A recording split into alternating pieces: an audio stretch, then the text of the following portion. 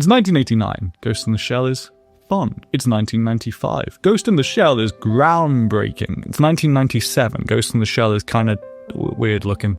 Yeah, it's a bit odd. 2026, and Saru's Ghost in the Shell is special. Since it premiered, the new Ghost in the Shell has caught a lot of attention for what it's doing differently. It isn't a departure from the franchise, but it is a departure from a very specific take on Ghost in the Shell that's the center point of nostalgia for many. Something tied up in the wider memory and warmth for the worlds of VHS and clunky low-poly graphics and dial-up noises. It's taken what could have been a nostalgic revisit of one of anime's most iconic franchises and done something completely fresh in a lot of ways, making a brand new 90s anime by heading back to the original manga. I think for a lot of anime viewers, the 95 Ghost in the Shell movie stands as a kind of pillar, as one of those highly acclaimed, highly watchable, fascinating projects from the 90s. It had an outsized impact. At a time when anime was becoming a bigger deal in the West, more accessible, it was brilliant. And it's been held up ever since then. So it's inevitable that this new version would be lined up alongside that movie and the other series. Oh, and the sequels to them too. And other adaptations. And the ride.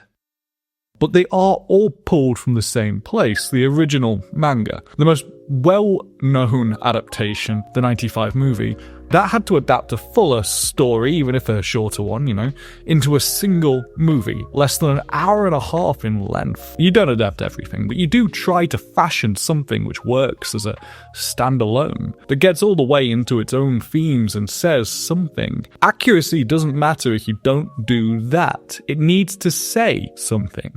And that film definitely accomplishes that. But how do you follow up on something that's a byword for quality in anime? You go back to the source and take a different approach. And as an accurate representation with all of the humour and big emotions of the older retro style, it's refreshing. It's a breath of fresh air. That's coming out of a can of air that was made before I was born, yeah. But I do think a big part of that freshness is down to doing something different from the colder film. The major is bigger in emotion, bigger in reaction, but it isn't a whitewash that makes it less interesting. Plus, we've even been getting those authentic character designs again, and they have a certain appeal. Their hair that big. We don't get hair that big anymore. We don't know how anymore. But that wouldn't mean anything if the quality wasn't this high. Saru's Ghost in the Shell is actually part of a bigger wave of adaptations of older manga that tie more closely to the source material than the first time around. There's more out there. When something gets installment after installment, it's easy for it to drift from where it started. A form of flanderization, which I'm sure you know what that is, but it's a trope where a character's traits are exaggerated as a series goes on. And sometimes that can happen from adaptation to adaptation, with a character's personality morphing with each future adaptation, taking a small trait from the original story, which was made bigger in one version, and then next time around it's even bigger. As new adaptations keep coming, it just gets bigger and bigger, like a photocopy of a photocopy, fading over time and changing the nature of the character. It can mean that you start from a characterization that drifted already, because that's what people remember, or you can go back to where it actually started, even if those characters are a little further away from the popular image of them. Of course, there's elements where it does veer away from the manga, like the major's time off, which, let's just say, Saru's Ghost in the Shell is for good boys and girls. Just look at that opening sequence again, too, and again, and again. And again. But hey, look, this is a new one, and I think Saru's version of this panel in particular, the drifting out, is beautiful. It's the lights and the colour and the trail. The eye is catching and the speed, even the little drifting down is the same as the manga. I think that doing that iconic jumping off scene in the light like this, it's a great way to show how this will be different right off the bat. This is the Ghost in the Shell, but it's not going to exist purely to remind the audience of something iconic from the past. It has its own identity, and it's pulling directly from the source material to get there, showing things as they were, not how they're remembered. Nostalgia is often more for the memory than the reality, which is something this series plays around with the visual language of the past and the rejection of nostalgia.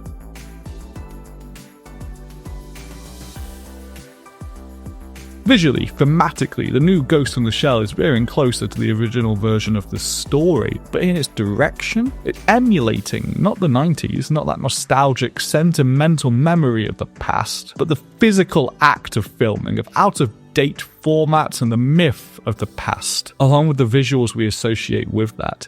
Nostalgia is a feeling, it's a bit of a pull. You're adapting a very popular anime franchise that's already had a groundbreaking adaptation, going back to the manga. That's one big decision made. But I think there's a stylistic trend across the adaptation to play with the nostalgia for old media, to ground the show in the physicality of film in a way that feels at odds with the more cartoonish character emotions on show. I think in media there's a nostalgia for formats, for the trappings of a period, the appearance, the vibes, basically, just as much as the story itself. Like the way VHS tapes would tactically feel, the rewinding, the long car ride trying to catch the light on your Game Boy screen because they didn't have backlights yet. I mean, I'm sure there's nostalgia out there for iPods and the way the limitations of those screens and memory caps would force you to watch a show in tiny resolution, all compressed.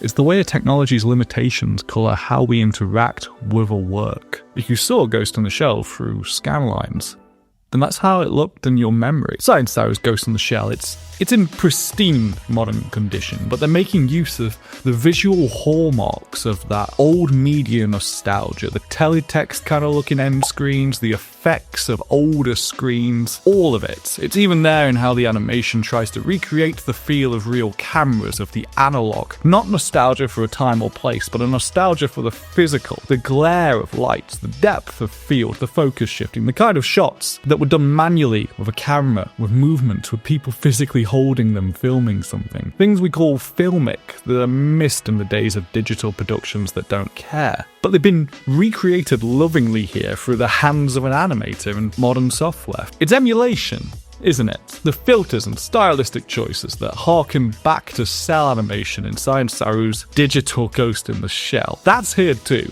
That's emulating the older format, the older techniques. It emulates the reality in a way that's above and beyond for animation, something that's become easier with modern technology, like this shot with the realistic lighting, the transparent glass and the glare. And this is all in one throwaway shot. The first episode especially is absolutely dripping in this physicality. Point of view shots, lens flare, handheld cameras, something which has no good reason to exist in animation, by the way. Why the handheld camera? That's craziness. Lighting that only looks that way through a physical lens. Deliberate focus, not just a flat drawing. It's a world intended to recreate the tactile feeling of old technology that's showing up in a series that's now a retro future. In that way, Ghost in the Shell 2026 is an interesting meta-commentary on the way society has changed since the original. More digitization, more fetishization of the technology. But a lot of those core themes still apply. The personal, they're universal. Identity things unlikely to ever fade from human consciousness, always a concern. But to capture some of that, we have to emulate the style of shots and of physical filmmaking that used to be a byproduct of the technology that was the best available. It ends up taking the visual flair, all that style and lovely shots and bits we like, the pretty bits, the stylistic, and chucking away the actual bad stuff. Ghost in this style has these beautiful old school designs, all this care to recreate the physical feel of older animation and physical technology. It's got all the nice bits you remember of 90s anime, but it's in HD, and it's got all the good stuff of modern animation. Sometimes emulation is an appeal to nostalgia alone, but with Ghost in the Shell, it's like it's a faux period piece. It's taking the bits we remember warmly of that older style, the big hair, the warmth, the jazz, but it's just emulation. It's a modern anime emulating the filmic look and techniques as a directorial decision to achieve something, to say something. Just like it hasn't updated the technology, it's just grabbing the good bits to say something. It's not purely there to try and remind the audience of a misremembered 1989 and 1995. It's not nostalgia, it's not the memory, something more than nostalgia. It's thanks to the distinct decisions that have been made in making this anime.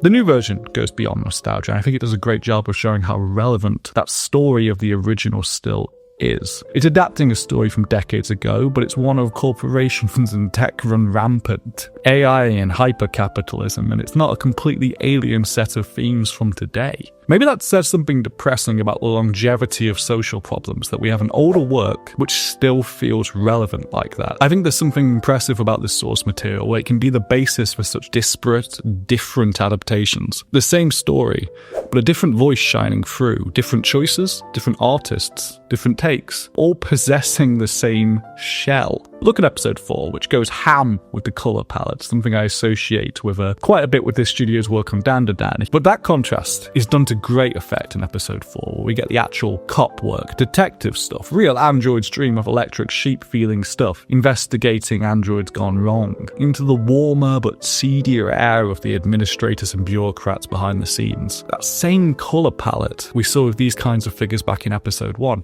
and eventually the actual honest-to-God daylight of the open air, primary colours, a stark contrast to what we see most of the time. Normal lighting in nature and the outdoors, it's not a simulation. Before we return to the artificial light that dominates this world. It's another choice, a decision to use colour palette changes to really communicate tone and feeling.